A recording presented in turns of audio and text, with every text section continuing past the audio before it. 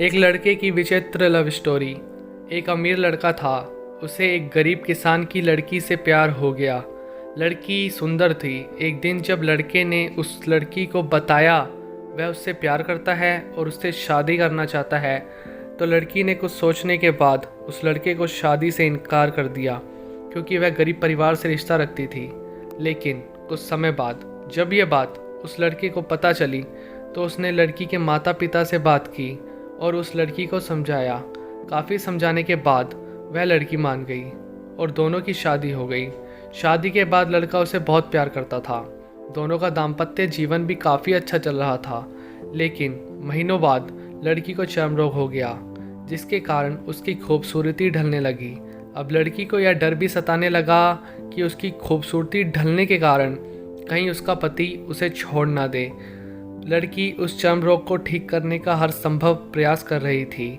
समय बीत रहा था और लड़की की खूबसूरती धीरे धीरे ढल रही थी। एक दिन वह लड़का एक काम से दूसरे शहर गया। लड़का जब वहां से वापस आ रहा था, तो उसका रास्ते में एक कार के साथ एक्सीडेंट हो गया और उस दुर्घटना के कारण आंखों की रोशनी चली गई। जब इस दुर्घटना के कुछ समय के बाद उनका जीवन फिर से सामान्य और सुखी बीतने लगा, वह लड़की चर्म रोग की वजह से दिन प्रतिदिन कमज़ोर और बदसूरत होती गई। लेकिन पति अंधा होने के कारण उनका दाम्पत्य जीवन ठीक चलता रहा और दिखाई न देने के कारण वह लड़का उससे पहले की तरह प्यार करता रहा। कुछ सालों बाद बीमारी के कारण उस लड़की की मृत्यु हो गई।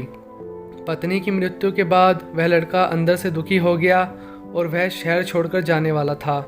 तभी उसके पड़ोसी ने उसे सतावना देते हुए कहा, अब आप तो अपनी पत्नी के बिना अकेले पड़ जाएंगे।